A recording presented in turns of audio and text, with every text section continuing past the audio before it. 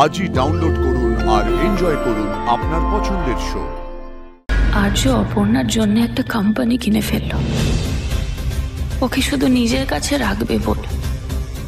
কখনো আমার জন্য তো এভাবেও ভাবিনি। যা বুঝছি এই অফিস তোকে প্রচন্ডই খাটাবে। কাজ করতে আমার ভালোই লাগে, সে করো। টিফিনটা আজকে মনে করে নিয়ে যাবি? না টিফিন করতে হবে না, আমি অফিসে খেয়ে নেবো, ওখানে ভালো ভালো খাবার। আরে তোমায় করতে হবে না টিফিন, ও অফিসে ভালো ভালো খাবার দেয়, ওখান থেকে খেয়ে নেবো। আরে অপু, অফিসের খাবার আর তোর মায়ের রান্না করা খাবার কি এক হলো রে? আমি সেটা বলিনি, আমি শুধু বলেছি মাকে সাত সকালে উঠে এত ব্যস্ত হতে হবে না আমার জন্য। কোনো ব্যস্ততার তো কোনো ব্যাপার নেই, একদম ব্যস্ততার ব্যাপার নেই, একদম জ্ঞান জ্ঞান করবে না, টিফিন নিয়ে যাবে।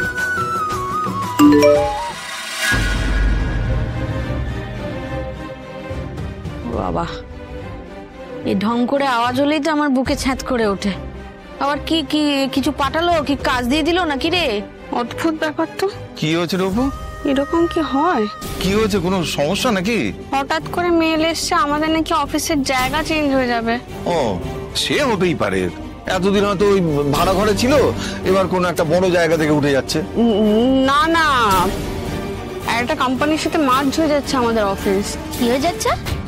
মানে বড় কোনো কোম্পানির সাথে জুড়ে যাচ্ছে, তাই জায়গাও পাল্টে যাবে। ও বাবা, কোন দিকে হবে, অফিসটা কোথায় হবে সেসব কিছু বলেনি, শুধু বলেছে বাড়ি থেকে গাড়ি পিক আপ করবে। হ্যাঁ, গাড়ি পাঠাবে?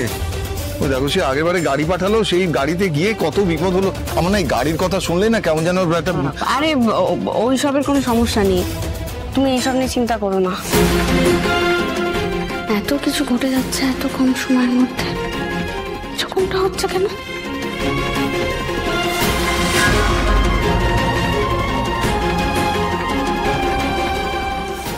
একই দিকে তো আর্য স্যারের অফিস, কোনভাবে কি কাছাকাছি আমাদের অফিস হতে চলেছে। আমি দূরে যেতে চাইলেও কোনো না কোনো ভাবে ওনার কাছাকাছি সেই এসে পড়ছে। কি ভবিতব্য!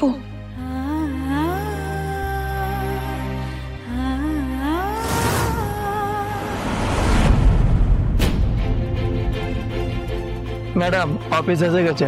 ও, থ্যাংক ইউ।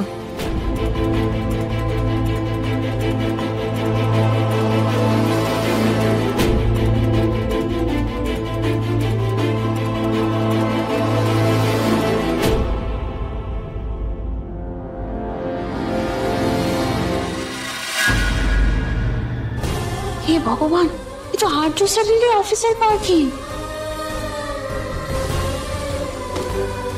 এই যে ম্যাডাম অপর্ণা, স্বপ্না তোমার জন্য ওয়েট করছিলাম, চলো ভেতরে যাই। কিন্তু আমি তো আরে লেট হয়ে যাচ্ছে, চলো ভেতরে যাই, যা কথা সব ভেতরে হবে। চলো চলো চলো, মানে চলো।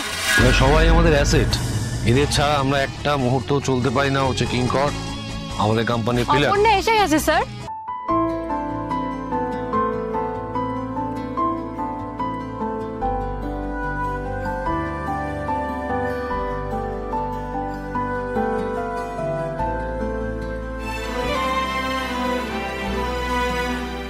এই অফিসে আর কোনোদিন আসতে হবে না ভেবেছিলাম, কিন্তু সেই আসতে হলো। এটাও আমার সঙ্গে হওয়ার ছিল। আপনি বোধহয় খুব অবাক হচ্ছেন অপর্ণা। আসলে আমরা আমাদের কোম্পানি আজ থেকে সিংহরায় গ্রুপ অফ ইন্ডাস্ট্রিজ এর সঙ্গে মার্জ করে গেল।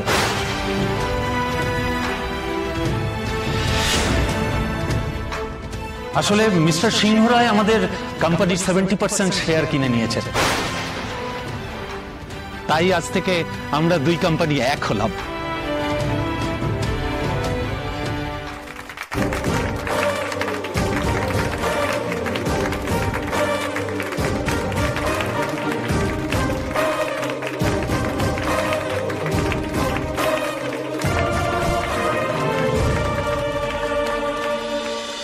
কিঙ্কর, আর্য একটা কোম্পানির সাথে মার্জ করে গেল, এই খবরটা তুমি জানতে? এই স্যারের সাথে মিটিংটা তোমার হয়েছিল মীরা ম্যাডাম, কিন্তু তুমি এই বিষয়ে কিছু জানো না, এটা তো ভেবেই আমি অবাক হচ্ছি। আর্য তো কিছু বলেইনি, আন্দাজ পর্যন্ত করতে দেয়নি আমাকে। হ্যাঁ, আজকাল ওকে বোঝাটা একটু সমস্যার হয়ে দাঁড়িয়েছে। ওই মিস্টার যোশীর সঙ্গে একটা ইম্পর্টেন্ট কথা বলার আছে, ভুলে গেছি। কাজের ব্যাপারে এই কথা যখন, তাহলে আমি আসছি, চলো। দরকার হলে আমি তোমাকে বলতাম মীরা, আমি সামলে নেবো। যাও তুমি গাড়িতে গিয়ে ওয়েট করো, আমি আসছি।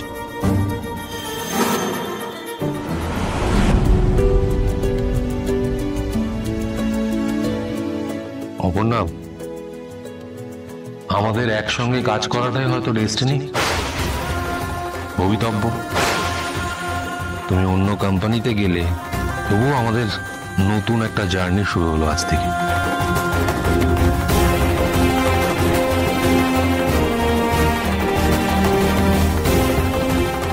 কোনো কথাবার্তা কিচ্ছু নেই, একটা কোম্পানির 70% শেয়ার কিনে নিল।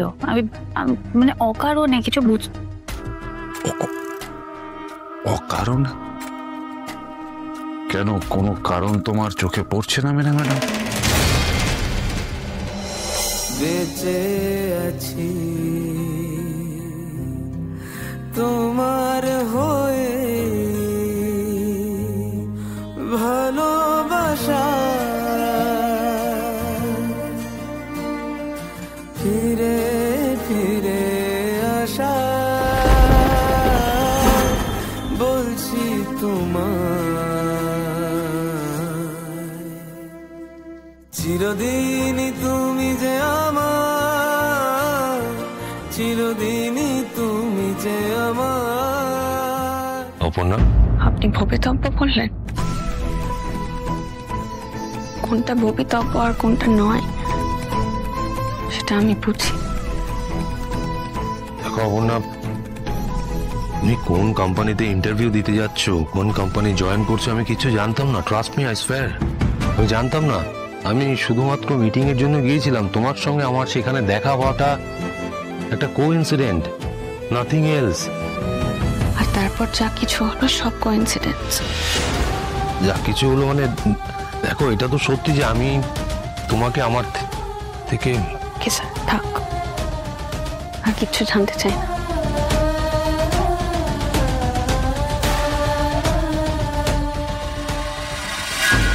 আর্য অপর্ণার জন্য একটা কোম্পানি কিনে ফেললো, ওকে শুধু নিজের কাছে রাখবে বলে। কখনো আমার জন্য তো এভাবেও ভাবিনি। সবকিছুর ব্যাখ্যা খুঁজতে যেও না ম্যাডাম। এ স্যার ভুল করছে, আর একটার পর একটা ভুল করেই যাচ্ছে। আর সেটা একটা বড় ধাক্কা না খাওয়া অব্দি বুঝবে বলে তো আমার মনে হয় না।